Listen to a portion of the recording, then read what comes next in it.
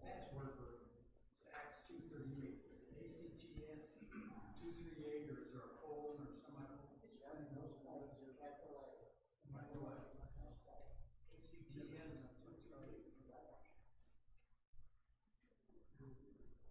That's it? Maybe I should stand this way.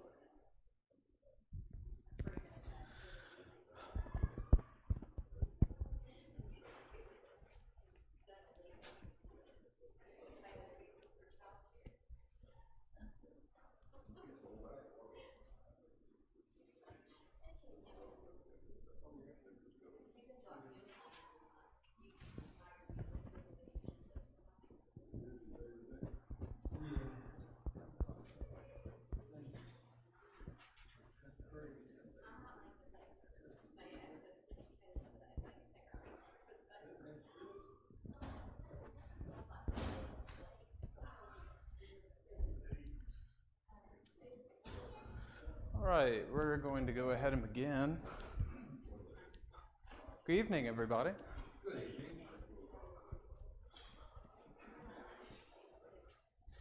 Hope everyone's had a good week. As far as I can tell, we're happy our eyes are working and we're still alive from allowing our family members to drive. That's all I've heard. No, it is good to see everyone. I do genuinely hope you've been having a good week. It's been really exciting with a lot of people going back to school. There's a lot of empty nests this week. The School of Preaching starts back next week, so we've been doing a lot of preparation work on that. But we have time to go to God's Word this evening and clear our minds, at least for about an hour's worth of time. But before we do that, is there any updates on anyone that we need to know about? Or someone we need to take off our sick list or add to our sick list? Okay. Okay, we'll ask Sandy, if you will, lead us in a word of prayer to prepare our minds and also going into Bible class. Father, we ask that you be with us as we look into your word and help our minds be ready to find things that are new to us, that we know, Father, as we study. Every time we see new things that we might not have noticed in the Word, help us to be searching for the things we need to know to be right with you, to be pleasing to you. We thank you for your blessings that we find in your Word, especially the revelation of our Savior Jesus Christ, and His willing to be a servant and come to this earth and even serve to the point of death by giving Himself on that cross. We ask, Father, you help us each day to look at the life that He lived and try to walk in His steps. We ask, Father, you'll help us to have a spirit of bringing that message to those that are lost, and be ready to look for opportunities and be able to, as we study tonight and every day, help us prepare our knowledge of your word so that we can be evangelistic and reach out to other people. Help us to study more. Help us to really cherish your word. We thank you, Father, so much for each one here. Thank you for the encouragement that we see in each other.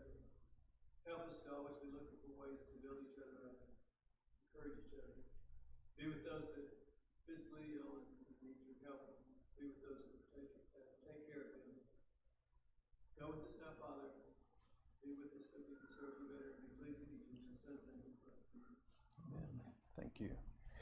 Okay, if you walk through the lobby, you may have noticed some papers. Our gospel meeting, man, David shaved. He looks like a young boy again. Oh my. Our gospel meeting will be at the end of the month, August the 28th through the 31st. Just spoke to Robert Taylor on Monday, and we kind of finalized all the topics. Oh no, I left the timer on there. And it's not going to go back either. Hold on. It's okay. It's going to be that kind of night. Okay. The topics are very well chosen.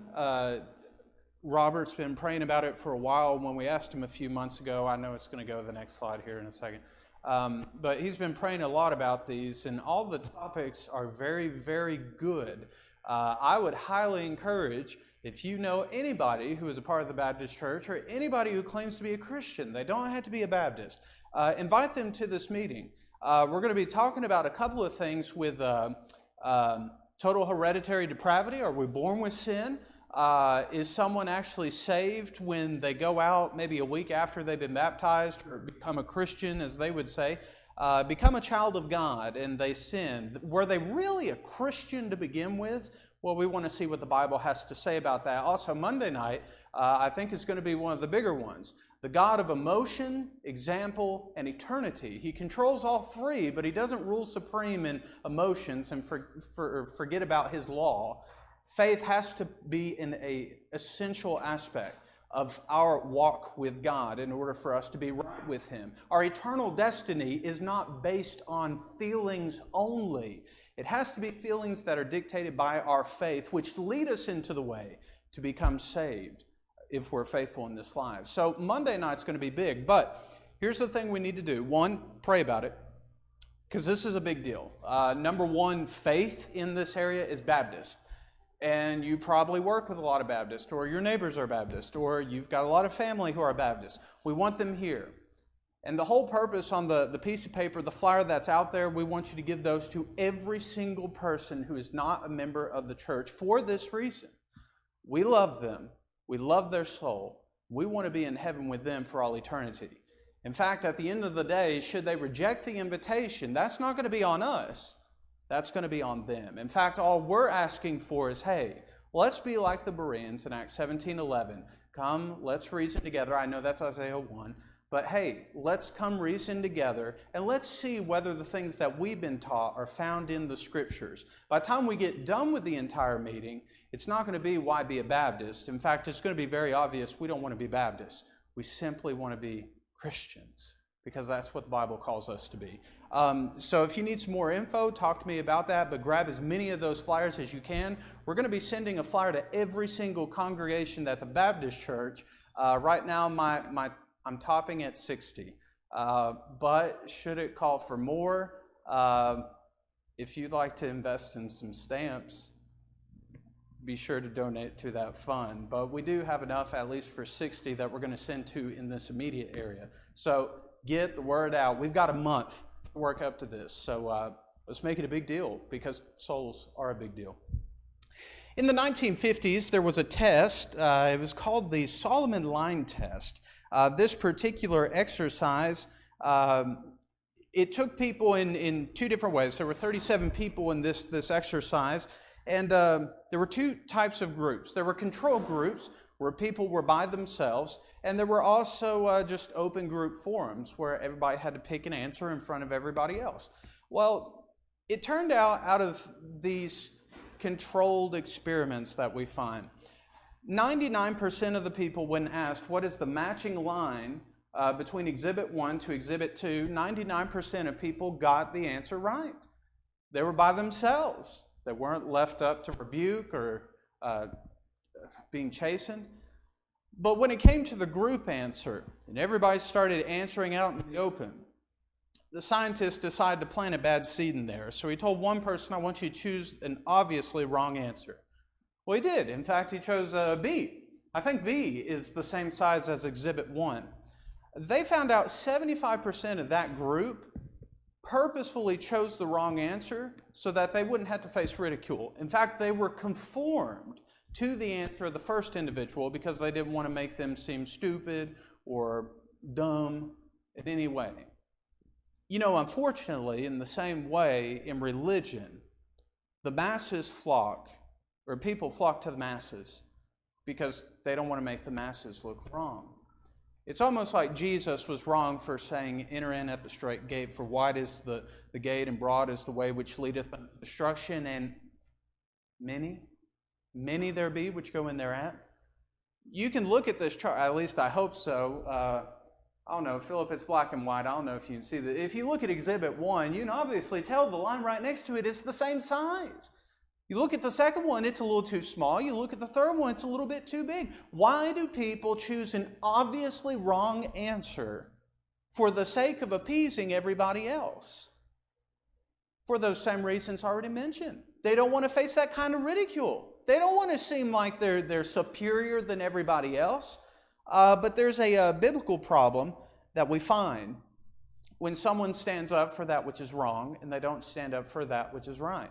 In fact, the Proverbs writer would say in Proverbs 27, verse 17, as iron sharpens iron, so one man sharpens another. In fact, it's our responsibility as the righteous to help those, because we claim to be righteous individuals, do we not? If we claim to be righteous and we see someone doing something wrong, what's our God-given responsibility?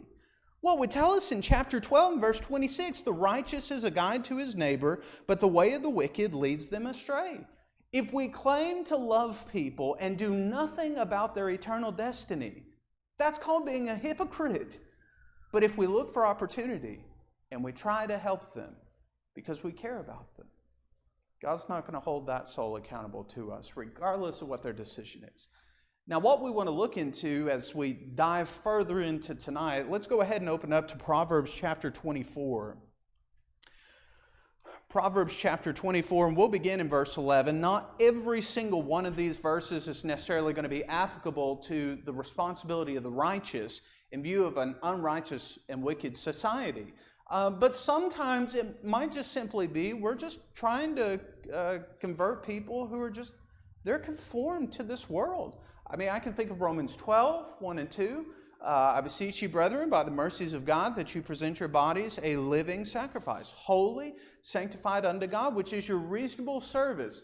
But be not conformed to this world, but rather renew your mind. By what? That good, acceptable, perfect will of God. Proverbs 24, beginning in verse 11, continues on that responsibility of the righteous. In fact, it would say, beginning in verse 11, deliver those who are being taken away to death, and those who are staggering to slaughter. Oh, hold them back.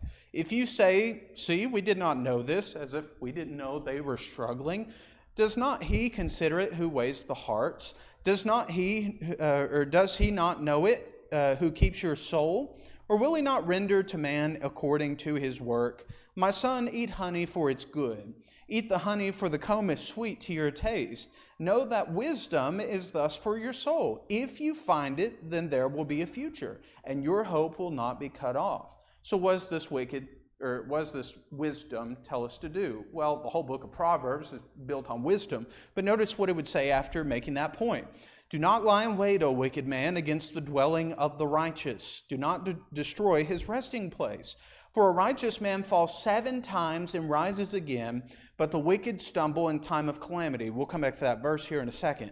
Do not rejoice when your enemy falls, and do not let your heart be glad when he stumbles, or the Lord will see it and be displeased and turn his anger away from him.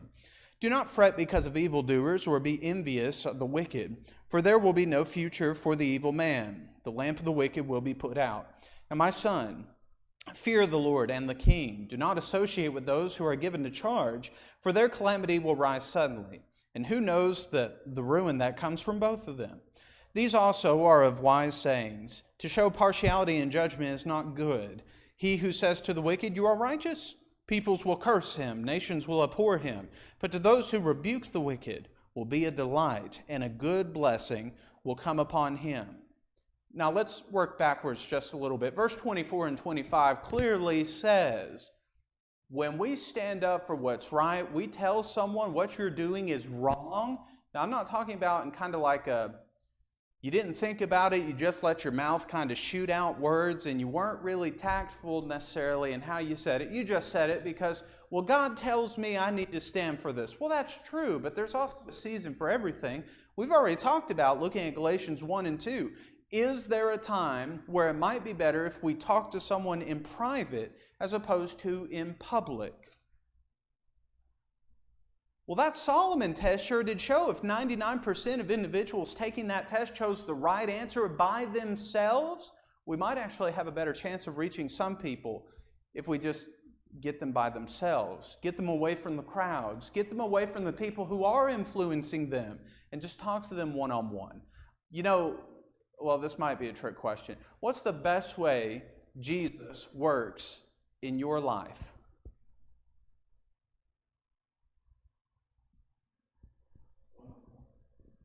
When you spend time with Jesus by yourself.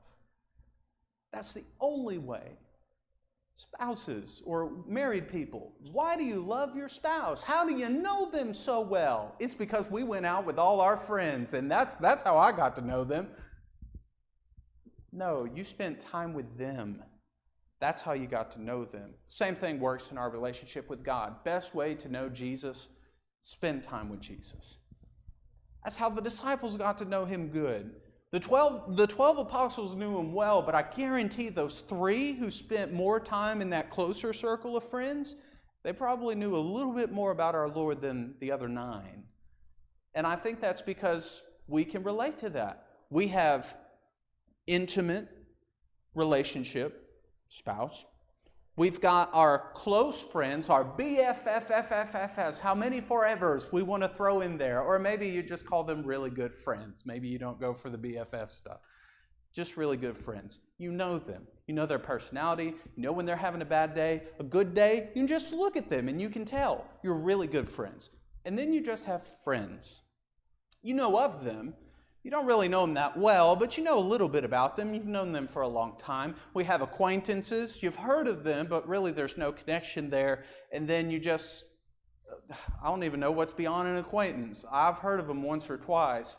That's all you can say. I know the name, don't know the person. Well, the idea is the closer people are in our relationship circles, we should have a greater influence on them. So in view of religion, how do we take the people who are really close to us? And how do we take a stand, whether in a private or a public setting? How do we help them to see what's right? Let's look back at verse number 16. How many of us have tried to convert a family member before? Yeah. How many of us, friends or a neighbor or someone else? We've tried. But it's one of the characteristics of a righteous individual is once you've tried just a couple of times, a handful of times, that's it, and then you stop? Absolutely not. In fact, verse 16, even though it's talking about the failure of the righteous, what if we were to look at this verse in view of us trying to reach out to the lost and to those that we love? How many times are we willing to reach out to them? Well, I think this principle can kind of work in our evangelistic efforts as well. For a righteous man falls 7 times and rises again. The wicked stumble in time of calamity. Now, in view of, well, I've tried a couple of times, there's no point in me trying anymore. Well, what about casting your pearls before the swine? I think that has a place in certain situations, but that shouldn't eliminate us from just stopping forever to try to reach out to people. And whether that's we vocally tell them and we try to work with them because they're a part of our life, that's one thing. But then if we stop prayers altogether for them because, Lord, I don't even think you can do anything with this person. Oh, that's saying a lot. That is saying a lot. I think that's treading on dangerous ground. I think the principle that's presented, even though it's talking about the righteous man, even though he fails, he gets back up, we get the idea we're imperfect, we're flawed. But the righteous individual knows, I can do better. I can do better. It doesn't matter how many times we fall down. We understand the power of our God who can lift us and exalt us, make us even stronger and even better. What if we were to just suddenly start running around the building? And we did that every single Wednesday. Man, that'd be the best class ever. It wouldn't. We'd actually lose most of our members here because they die from heart attacks and cardiac arrest. I would be one of them. But there'd be people running circles around us. Well, what if we could only run like 100 steps the first time? We stretched a little bit throughout the week, just did little stuff to try to help out. And then the following week, we did 105 steps. Well, that wasn't as hard. Following week, 110, 115. I think I'm gonna go risky. Let's go 125. The point is, the more we do it and we condition ourselves, we can go further and further and further. What if we were to invest ourselves into other people's lives in that same manner? This week I could go 100 steps. Let's see if I can take it 105 next week. Then 110, 115. Let's get risky, 125. You know, just like physical exercise, building relationships can actually take you to greater distances and have a better chance of reaching someone than if you just fail the first couple of times and say, well, this is pointless. No. The righteous evangelist is going to look at that and say, well, these were just bad ways of going about trying to reach them, but we still have a friendship. We still have a relationship. They still have a soul. Let me pray about that and think about that a little bit more. See if there's a different way that I can try to reach out to them.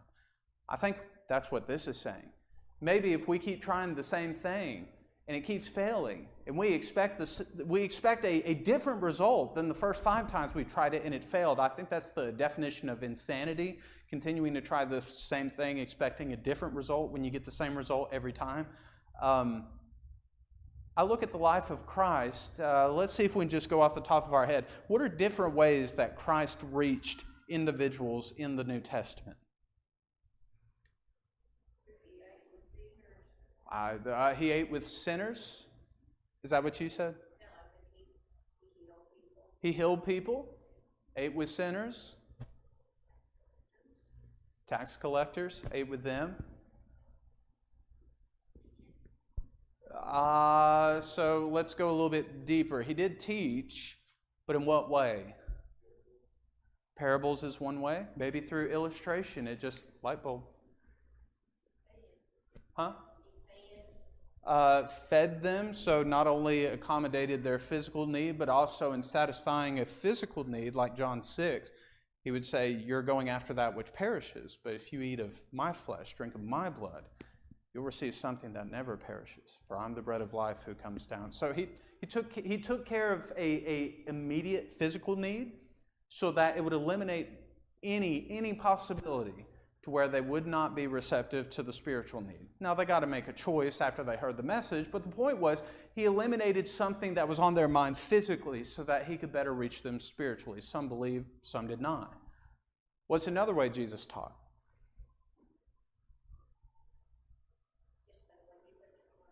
By the way he lived his life. We'll look at that here in a moment, 1 Peter 2 and 3.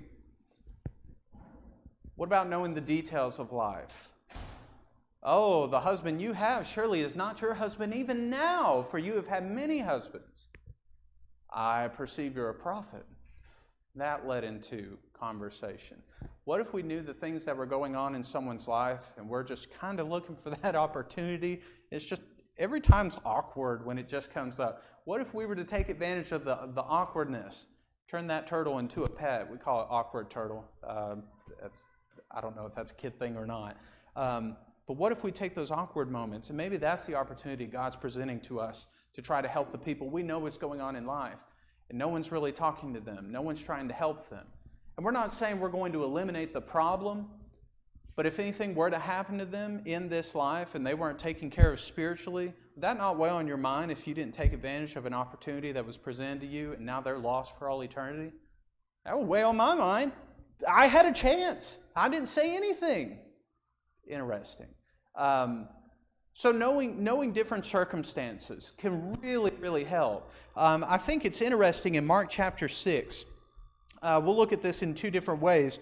How we work with our family and how we work with our friends and others. But in Mark chapter 6, I think Jesus hit it on the head when he said that a prophet is not without honor in his own country. And the point is, I took this from the New American Standard because I think it brought it out really well. But it would say, beginning in verse 3 of Mark 6, is not this the carpenter, the son of Mary, and the brother of James and Joseph, Judas and Simon? Are not his sisters here with us? And they took offense at him, and Jesus said to them, a prophet is not without honor, except in his hometown, and among his own relatives, and in his own household. Now, is Jesus saying it is impossible to reach your family members? So what is he saying? So it's not impossible, it's not easy. In fact, it's interesting. We talked about this when we were looking at alleged contradictions in the Bible. When we looked at James in Acts chapter 2, was that James the son of Zebedee or James the brother of Jesus? Because later in the chapter, it's almost like after James was beheaded, Peter would say, I want you to give news to James that I've been freed. Peter, we need to sit down and talk to you. But he would clarify by saying, James, the brother of Jesus. In fact, in Galatians 2, whenever Paul would give that recount of him going back to Jerusalem and talking to Peter, John, and James, the brother of Jesus. It's interesting as well, the book of James more than likely was written by the brother of Jesus, and his whole book was how to work through relationship problems. Interesting. Jesus' example definitely was exemplified through his family. I don't know if all his family believed. I don't even know what happened to Joseph before this time. I don't know. I do know, according to like Luke 2 and Luke 1, Joseph and Mary feared God. They feared the law. They tried to do what was written in the law. So as far as I know, Joseph was a faithful man under the law of Moses. Mary probably followed suit in believing her son after he died and he rose. That would have been good news. I don't know, mothers, how you would take that. Your child dies on behalf of mankind, but then he raises, and then he goes into heaven. And his friends are telling you all about it. I don't know how that makes you feel. I don't know. But I believe Mary took her son seriously. So family's not impossible to reach, but it's not easy to reach them either. You have a comment? Just that family, you could have these really important people like Sandy's children or grandchildren. They probably don't realize how important he is in the town and here. I still don't know. They see him as a fun person, you know, and kids and brothers and sisters, they look at their siblings differently than the outside world, and they tend to try to keep them down here, you know, not to full of themselves. But I don't know why Jesus' family would have been so hard to impress, because he did miracles and they knew it. But internally, it would be the other way. So let's work through that a little bit. So it doesn't say that James believed Jesus when he died. In fact, it would say that Jesus left the care of his mother not to James, but to the beloved disciple, probably John, son of Zebedee. What's a way, if we can't reach our own family, what is a way that we could actually have the church help us in reaching our family?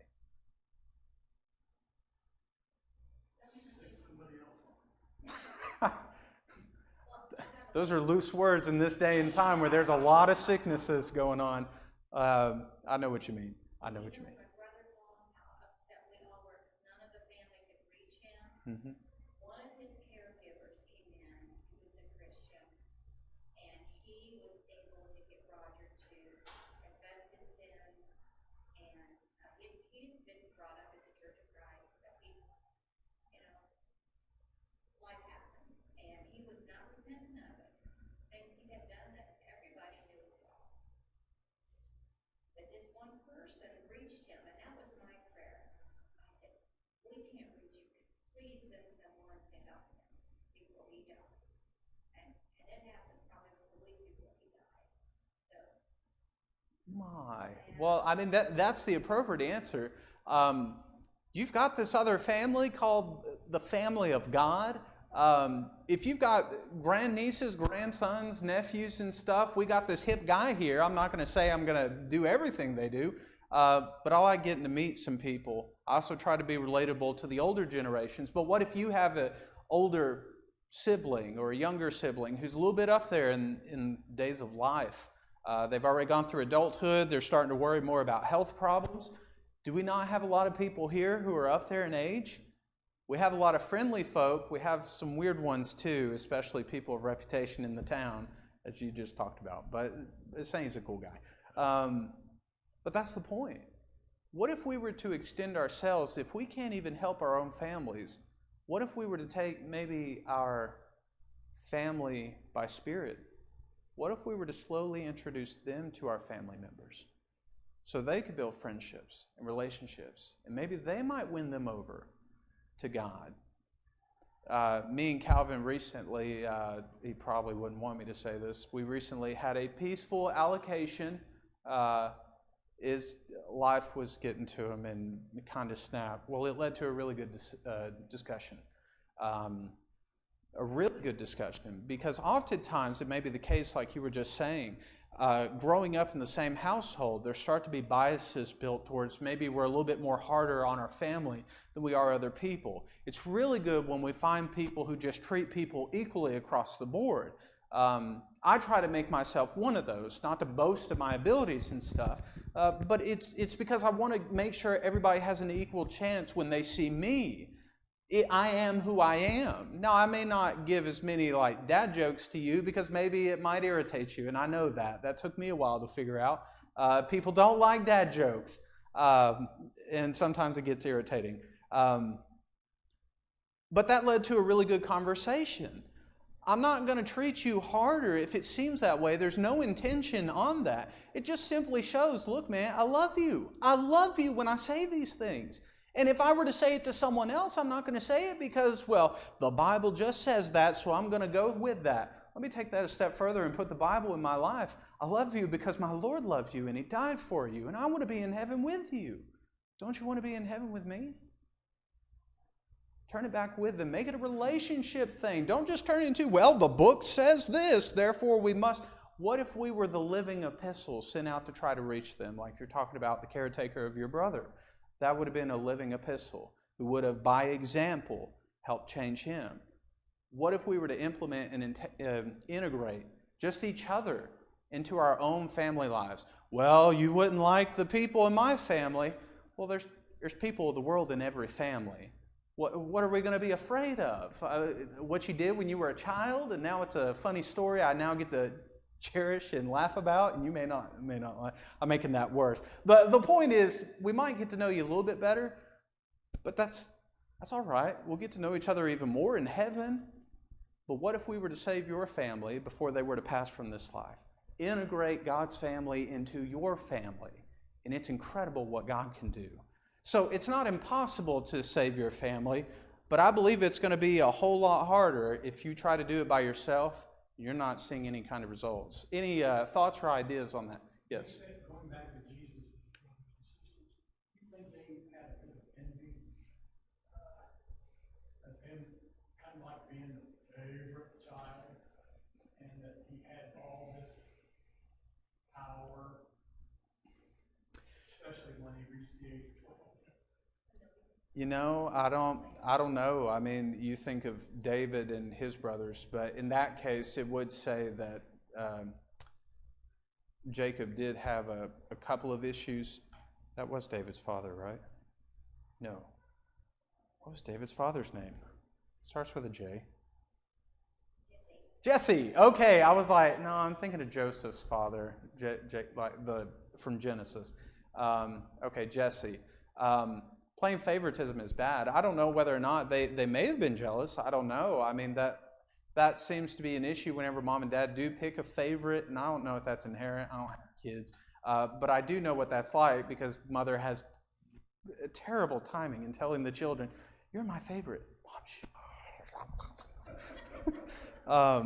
Making enemies in my own household. I don't know. It might make a difference. I don't know if they would have heard any time whenever Jesus was baptized or he was praying or the Mount of Transfiguration, probably not the Mount of Transfiguration, but the other two times, if they would have heard that voice, God, what makes him so special? Well, I think Jesus would have had a hard time trying to help his siblings to understand, look, physically, I am your brother, but spiritually speaking, I come from above. You're not. I'm not saying that because I'm any more special than you. And in fact, I think that would alleviate into Philippians chapter 2. If you have access to Facebook or YouTube, go to Stony Creek's YouTube page or Facebook page and look for Monday night's lesson for their gospel meeting this week with David Irick. He spoke on humility. And he talked about ultimate humility. Jesus being in the form of a bondservant, making himself in the image of man. And before that would say of no reputation. And you've got this guy dying for scum who are in prisons. scum who have probably murdered people and probably cheated and thieved out people and lied constantly time and time again. I would never do a thing. And you're right. But Jesus did. So when I look at that, he died for everyone and he gave equal opportunity to everyone, whether we feel like they deserve it or not. God said, I think they deserve it. I don't know if Jesus had to have that conversation, but I don't know. And that might actually relate into, well, what makes you think you're the only one being saved? Rather than the rest of the family. Are you saying all of us are going to hell? I think we might be getting a little too extreme when we begin to say that. Maybe you stand up and say, well, yeah, that's exactly what I'm saying. I don't know where you're going to go from there. But I think the better statement to say after they say that is, what have I said that makes you say that when I've not said that to you at all? Something's working in their mind. And sometimes we just have to say the right thing in order to get the right response out of them. That's a little trickier because we all have perfect speech here. No, we're still working on it. But I don't know. There could have been some envy there. But I would say this. However Jesus would have worked through that problem, because that probably was a problem, we'll actually look at the next text. I think this might actually answer some of this, of how Jesus still could have tried to help them. And I think oftentimes when we find ourselves in confrontational situations where it just might be difficult to work things out, maybe we need to allow time and just ourselves carrying on through life, not by, well, they'll know better because I'm living better. No. I think example does play a part in it, but also the way that we continue reaching back to them by saying, hey, how's it going? Hey, been thinking about you, praying about you. Hope everything's okay. If there's anything I can do to help you, let me know. Jesus did more than example. He also spoke. He talked. In fact, the way that we're to act as Christians, in 1 Peter chapter 2, and then we'll read chapter 3 because I think there's some interesting things in this, but 1 Peter 2, 11 through 12, Beloved, I urge you as strangers or foreigners, aliens and strangers, to abstain from fleshly lust, which wage war against your soul. And this is why. Keep your behavior excellent among the Gentiles, so that in the thing in which they slander you as evildoers, they may, because of your good deeds, as they observe them, glorify God in the day of visitation. Peter is saying, let your conduct be in such a way. You claim to be a Christian. Maybe they'll even throw you, claim you're the only one going to heaven. The rest of the family is condemned. What if our example was of such a nature and trying to be well-pleasing to God and not repay evil for evil, but as they give us evil, we give them good? What if we had such an example that they couldn't even say anything about us that would be bad? Because everybody would know, well, that's just a lie. Why would you say that? Here's an even greater challenge. Look over in chapter 3 of 1 Peter. 1 Peter chapter 3. Now, I've made mention to this. I looked into this recently just a little bit more in depth, and there's so much in this chapter. But normally I just bring up the aspect of if wives have an unbelieving spouse. Well, I think it works in both ways. It takes into consideration both roles, but then it shows why we should be a godly example and live by our example so that we might win people over to Christ. He would say in verse 1, Likewise, wives, be submissive to your own husbands, that even if they do not obey the word, they without a word may be won by the conduct of their wives. They didn't even say anything about becoming a Christian, but the way that they live exemplifies and puts a guilty conscience in the mind of their husband. What I'm doing is wrong. What they're doing is right. When they observe your chaste conduct accompanied by fear, do not let your adornment be merely outward, arranging the hair, wearing gold, or putting on fine apparel, but rather let it be the hidden person of the heart, with incorruptible beauty of a gentle and quiet spirit, which is very precious in the sight of God. For in this manner, in former times, the holy women who trusted in God also adorned themselves, being submissive to their own husbands. As Sarah obeyed Abraham, calling him Lord, whose daughters you are if you do good and are not afraid of any terror. So now he turns from the wives with an unbelieving husband to a husband with an unbelieving wife. Husbands, likewise, dwell with them with understanding. Give honor to the wife as to the weaker vessel, and as being heirs together of the grace of life, that your prayers may not be hindered. So even with that, he's saying, look, be considerate. Don't be angry. I think guys, oftentimes we might be like very quick to be or quick-tempered oftentimes, or maybe we're just that's illogical. It doesn't fit my step 1, 2, 3, 4, 5. It doesn't go in my order. Well, that's not the point. If you have an unbelieving wife, be understanding of their character, but also be understanding of how you can help bring them out of that bad character into a better character. I think some of these principles do apply. Now notice what he would say continuing. Verse 8, finally, all of you be of one mind, having compassion for one another. Love as brothers and be tender-hearted, be courteous, not returning evil for evil, reviling for reviling, but on the contrary, blessing, knowing that you were called to this, that you may inherit a blessing. Now, we could read the Old Testament passages, but look down at verse 13. And who is he who will harm you if you become followers of what is good? What could they possibly do to you that will affect your eternal destiny unless you allow them to affect you? Verse 14, but even if you should suffer for righteousness' sake, you are blessed. Do not be afraid of their threats, nor be troubled, but sanctify the Lord God in your hearts, and always be ready to give a defense to everyone who asks you a reason of the hope that is in you with meekness and fear, having a good conscience, that when they defame you or call you evildoers, that those who revile your good conduct in Christ may be ashamed. For it's better, if it is the will of God, to suffer for doing good than for doing evil. I might find it to be an easier time to reach my family or friends or anybody else in the world because I didn't grow up with them. We don't have those kind of family biases, and they're not holding that over my head. I'm just simply taking them as them. Whereas Peter is using this example for winning those within our own families. What if our conduct was in such a way that we were even winning those who were not part of our family, and they really wanted to be a part of the family that's called God's? What if we could bring someone to the fold because of how we lived and how we responded to them? I think it would involve something more than this. There's probably people that you see every day or every other day or maybe once a week, and you just kind of have a ritual way of saying, hey, how's it going, Joe? This is figurative Joe. How's it going, Joe? Yep, calling for rain. Need to get the lawn mowed. What if I were to offer Joe to help him mow his lawn? I know that's going to take a lot out of me, but I'm also doing it because I care for his soul. And when I go to bed that night and I'm exhausted because I tried to help Joe, I'm doing good works because I'm trying to save his soul. I'm going to rest a little easier that night. Maybe I just don't have the physical capability of working with Joe. Hey, Joe, I got this preacher. He'll be more than happy to mow your lawn, to help you so you'll have time to do some other things. Just give a call. It's not going to be inconvenient. And if it messes with school, I'll tell you this, it's going on live.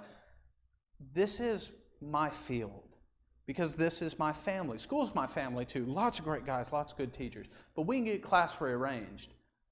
I can't rearrange a soul that dies lost. When the opportunity's there, let's take hold of the opportunity. Whether it's family, friends, neighbors, maybe someone's sick. Hey, I overheard you've got a loved one in the hospital. I think that's awful. Hey, would you mind if I were to take their name to the congregation so we could pray for them? You know what that's going to lead to?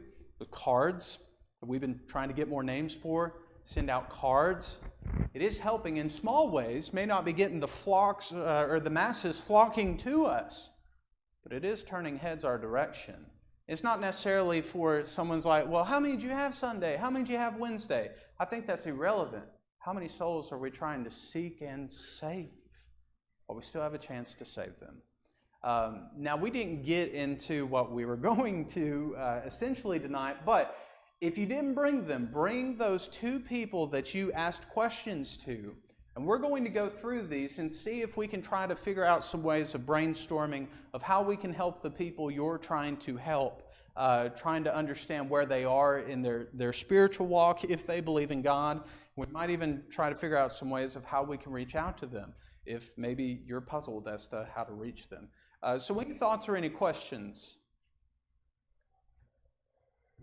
Okay, thank you for your kind attention. We'll be back.